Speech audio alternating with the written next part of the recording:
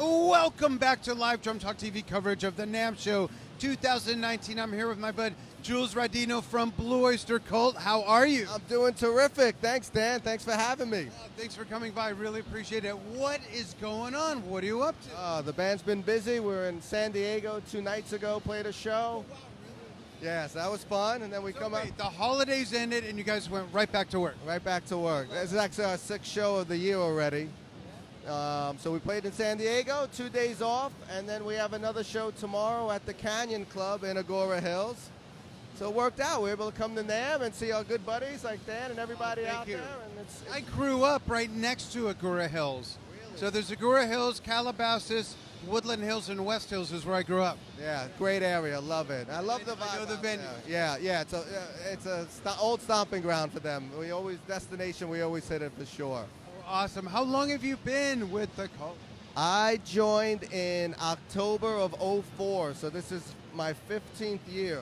Wow, already? Wow. Yeah, exactly. Yeah. Wow. Did you listen to them growing up? You know what? I knew of them and I did listen to them, but I wasn't I was more of a Zeppelin fan, which probably helped me in the audition process because I wasn't overwhelmed with them. I just thought of it like a regular another gig, and I think that helped me just keep me at ease.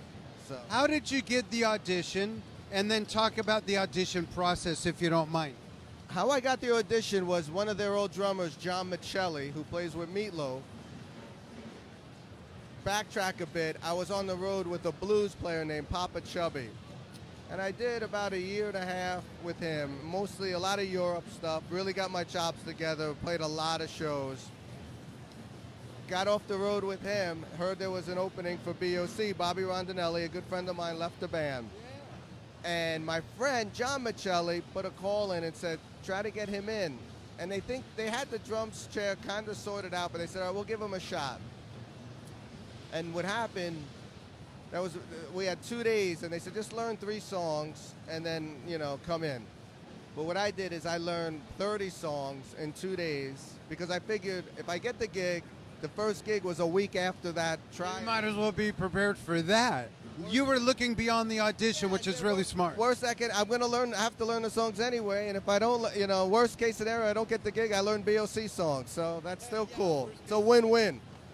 So I learned the songs. I went into the audition. They said, what 3 songs you want to play? And I said, well, I learned your catalog, so you just pick the songs. And luckily, knock on wood, they picked a couple songs that I knew, and they kind of liked what I did, and I got lucky, and that's how. Wow, what a great story. Yeah. So that's. So did you play through just a couple songs? We played 3 songs, and it was all 3 different styles. We did obviously like a hit, "Burning for You." Then we did a double bass shuffle called Bucks Boogie, which is a fun song to play. And then we did more of a funky thing called Shooting Shark. So I guess they wanted to see a few different genres and how I would adapt and if I was versatile enough. The cool thing with BOC, it's not just you've been to the show, it's not just the 2 and 4 gig. Right. Yeah, you got to do a bunch of different things, which is a great fun gig for me, especially for drummers out there. It's a lot of fun to play that stuff. So, I got lucky and, blessed, I have 2 list questions. The first one is, what on the set list do you look forward to playing the most? Even after playing for 15 years the same stuff, what do you look forward to the most? Is there anything? I like Bucks Boogie.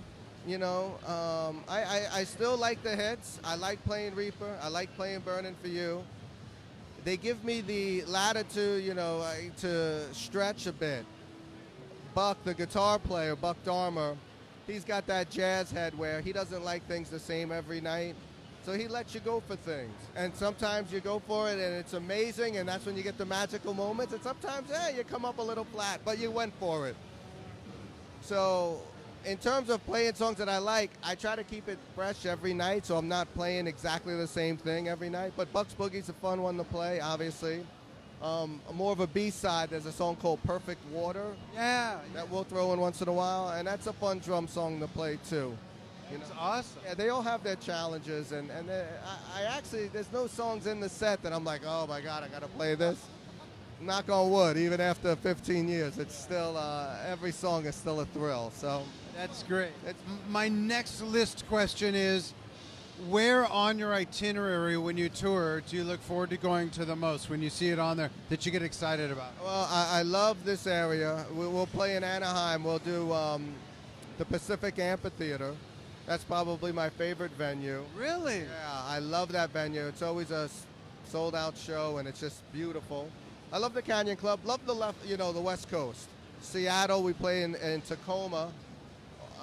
Emerald Queen Casino. That's always one you look forward to. And then, of course, the New York hometown shows. We play down Long Island in my hometown, and that's always fun. See the old friends and family get to come see what you do.